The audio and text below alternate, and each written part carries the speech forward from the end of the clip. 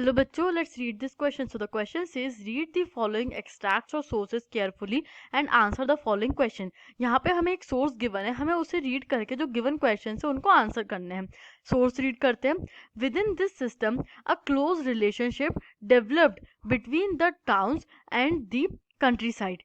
Merchants were based in towns, but the work was done mostly in the countryside. A merchant clothier in England purchased wool from a wool stapler and carried it to the spinners. The yarn thread that was spun was taken to subsequent stages of production to weavers, fuller, and then to dyer. The finishing was done in London before the export merchants sold the cloth in the international market. London, in fact, came to be known as the finishing center. यहाँ पे एक process का description किया गया है कि किस तरीके से मर्चेंट्स क्लॉथ प्रोड्यूस करते थे या वो क्लॉथ प्रोडक्शन और एक्सपोर्ट का पार्ट बनते थे during the industrialisation process in England. यहाँ पे बोला गया है कि एक क्लोज रिलेशनशिप डेवलप हो जाती है मर्चेंट्स कंट्री साइड वर्कर्स के बीच में या टाउन्स और कंट्री साइड्स के बीच में, जो कि पूरी तरीके से इस प्रोसेस को कैरी आउट करने में हेल्प करती है. क्वेश्चंस देख लेते हैं. First is identify the system from being referred in the extract. ये कौन सा सिस्टम था जो कि एक्सट्रैक्ट में रिफर किया गया था. और सेकंड है state any two features of the system. दो फीचर्स बताइए इस सिस्टम के. की कंसेप्ट देखते हैं. Key concept is large scale production before the machine age. अब हम यहाँ पे जो प्रोडक्शन देख रहे हैं वो लार्ज स्केल प्रोडक्शन तो हो रहा है. क्यों? क्योंकि it is satisfying the demand of international market. अब इंटरनेशनल मार्केट में एक लार्ज स्केल डिमांड थी और वो सेटिस्फाई हो रही थी, तो हम ये कह सकते हैं कि लार्ज स्केल प्रोडक्शन तो हो रहा था. But this is before the machine age. यहाँ पे मशीन्स का यूज नहीं हो रहा था. यहाँ पे डिसेंट्रलाइज्ड यूनिट्स में अलग अलग जगह पे प्रोडक्शन हो रहा था. कैसे?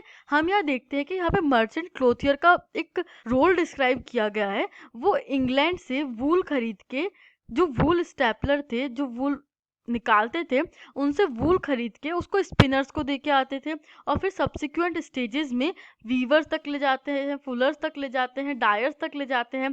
फिर लंदन में उसकी फाइनल फिनिशिंग होती है फिनिशिंग सेंटर में और फिर उसके बाद वो एक्सपोर्ट होता है. तो यहाँ पे हम क्या देख रहे हैं कि अलग अलग यूनिट्स में काम हो रहा है. और जब भी हम मशीन एज की बात करते हैं या फैक्ट्री की बात करते हैं तब वहाँ पे एक ही जगह पे सारा प्रोडक्शन वर्क कैरी फॉरवर्ड किया जाता है. आंसर देखते हैं.